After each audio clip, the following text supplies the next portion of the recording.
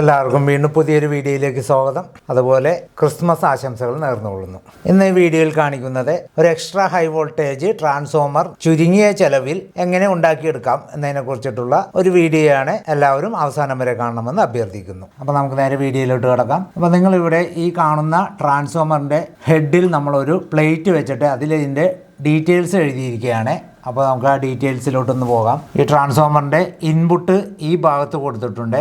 അപ്പോൾ ഇത് high tension voltage ആയതുകൊണ്ട് നമ്മൾ ഇതിൽ ഫേസ്, എർത്ത്, ന്യൂട്രൽ, അപ്പോൾ ഇങ്ങനെ ഒരു ട്രാൻസ്ഫോമർ ആയതുകൊണ്ട് ഹൈ വോൾട്ടേജ് പ്രൊഡ്യൂസ് ചെയ്യുന്നതായതുകൊണ്ട് നമ്മൾ ഇതിൽ എർത്ത് കണക്ഷൻ, അതായത് ഗ്രൗണ്ട് ചെയ്യൽ നിർബന്ധമായിട്ടും ആവശ്യമാണ്. അപ്പോൾ അതുകൊണ്ട് തന്നെ നമ്മളിവിടെ 3 വയറുള്ള ഒരു 3 പിൻ പ്ലഗ് ആണ് ഇതിൽ കൊടുത്തിരിക്കുന്നത്. അപ്പോൾ ഈ ഭാഗത്ത് ഇൻപുട്ട് സെക്ഷൻ പറഞ്ഞിരുന്നു, അതേപോലെ ഇപ്പുറത്തെ ഭാഗത്താണ് ഔട്ട്പുട്ട് സെക്ഷൻ വരുന്നത്. ഒരെണ്ണം കോമൺ വയറായ ന്യൂട്രലും. അടുത്തത് വിവിധ തരം വോൾട്ടേജുകളാണ് ഇവിടെ നമ്മൾ ചെയ്തിരിക്കുന്നത്. പല പല ആവശ്യങ്ങൾക്ക് നമുക്ക് ചെയ്തെടുക്കാം. ടേൺസ് കൂട്ടുകയും കുറയ്ക്കുകയും ചെയ്യുന്നതനുസരിച്ചാണ് വോൾട്ടേജ് ഇവിടെ കൂടുന്നത്. അപ്പോൾ നമ്മളിവിടെ ഇൻപുട്ട് കൊടുക്കുന്നത് 230 വോൾട്ട് ആണ്. അപ്പോൾ ആ 230 വോൾട്ടിൽ നിന്നും നമ്മൾ ഹൈ ആയിട്ടാണ് ഇവിടെ എടുത്തിരിക്കുന്നത്. അപ്പോൾ 230 വോൾട്ട് കഴിഞ്ഞ് നമ്മളിവിടെ 420 വോൾട്ട് കൊടുത്തിട്ടുണ്ട്, 445 വോൾട്ട് കൊടുത്തിട്ടുണ്ട്, 470 വോൾട്ട് കൊടുത്തിട്ടുണ്ട്, അതേപോലെ 535 വോൾട്ട് കൊടുത്തിട്ടുണ്ട്. ഓരോ ടാപ്പിംഗ് ആണ് വൈൻഡിങ്ങിൽ നിന്നും വന്നിരിക്കുന്നത്.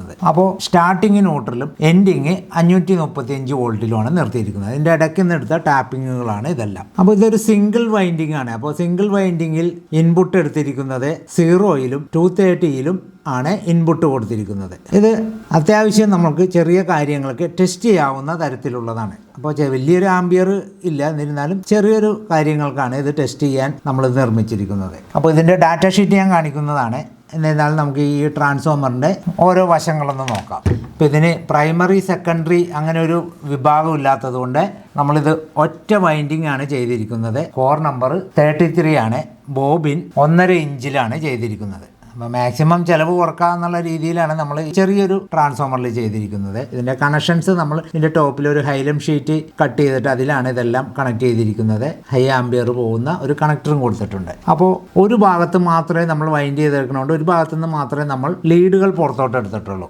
സ്റ്റാർട്ടിങ് 0 എന്ന് പറഞ്ഞാൽ കോമൺ 2-1 തന്നെയാണ് ന്യൂട്രൽ കൊടുക്കുന്നത്. പിന്നെ തൊട്ടടുത്ത് വരുന്ന 230 വോൾട്ട് നമ്മൾ അപ്പുറത്തെ സൈഡ് കൊടുത്തതേ ഉള്ളൂ. പിന്നെ ബാക്കിയെല്ലാം ഹൈ വോൾട്ടേജ് വരുന്ന ഭാഗമാണിത്. അപ്പോൾ ഇത് നമ്മളിവിടെ സ്ലീവ് ഇട്ട് ഇവിടെ ഈ വൈൻഡിങ് വയർ തന്നെ എടുത്ത് കൊടുത്തിരിക്കുകയാണ്. അപ്പോൾ വൈൻഡിങ് വയർ എന്ന് ഉദ്ദേശിച്ചത് നമ്മൾ ഇവിടെ ചെയ്തിരിക്കുന്നത് 25 SWGയുടെ കോപ്പർ വയറുകളാണ്. കോപ്പർ വയർ ഇട്ടാണ് ചെയ്തിരിക്കുന്നത്. അപ്പോൾ നമ്മൾ സ്റ്റാർട്ട് ചെയ്തു, എൻഡ് ചെയ്തു, അത്രേ ഈ ഒരു ഇതിലേ ഉള്ളൂ. പിന്നെ ഇതിൽ എഫ് കോറാണ് ഫില്ല് ചെയ്തിരിക്കുന്നത്.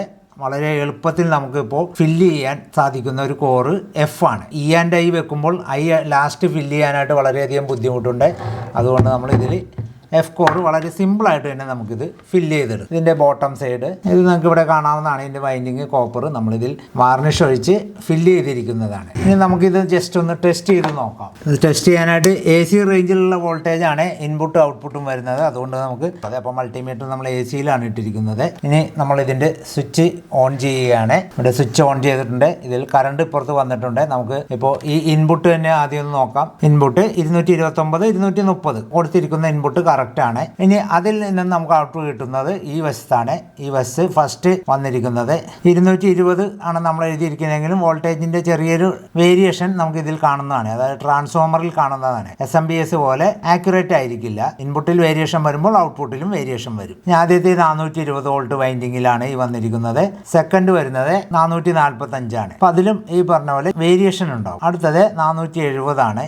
അടുത്തത് 535 ആണ്. അപ്പോൾ നമ്മൾ ഇതിൽ മാക്സിമം ഔട്ട്പുട്ട് കിട്ടുന്ന വോൾട്ടേജ് ആണ്. അപ്പോൾ ചെറിയ ചെറിയ കാര്യങ്ങൾ നമുക്കിതിൽ ചെയ്തെടുക്കാൻ പറ്റും. അപ്പോൾ ഇത്രയാണ് ഇത് ടെസ്റ്റ് ചെയ്യുന്നതായിട്ടുള്ള. അപ്പോൾ ഇതാണ് ഇതിൻ്റെ വോൾട്ടേജ് കാര്യങ്ങൾ നമ്മളിപ്പോൾ ടെസ്റ്റ് ചെയ്ത് കഴിഞ്ഞിരിക്കുന്നത്. ഇനി നമുക്ക് ഇതിൻ്റെ ഡാറ്റ ഷീറ്റ് ഒന്ന് നോക്കാം. അപ്പോൾ ഇതാണ് ഇതിൻ്റെ data sheet of high voltage step up transformer 0 to 535 voltage AC.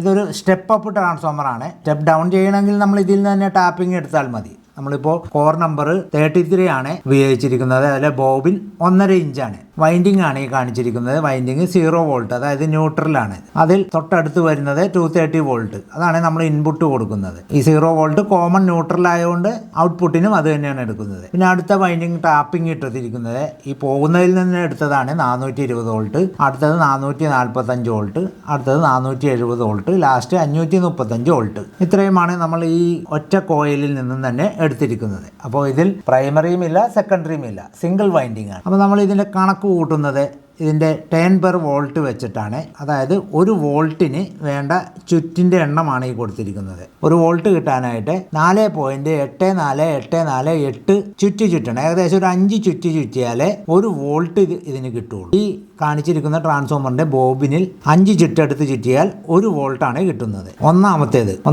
പറഞ്ഞാൽ 230 വോൾട്ടിന് ഇവിടെ ചുറ്റിയിരിക്കുന്നത് 1115 ചുറ്റാണ് ചുറ്റിയിരിക്കുന്നത്. അതിലാണ് നമുക്ക് 230 വോൾട്ട് കിട്ടുന്നത്. രണ്ടാമത്തെ വരുന്നത് 2036 ടെൻ, അതായത് 420 വോൾട്ടിന് ചുറ്റിയിരിക്കുന്നത്. മൂന്നാമത്തേത് 445ന് 2157 ടെൻ ചുറ്റി.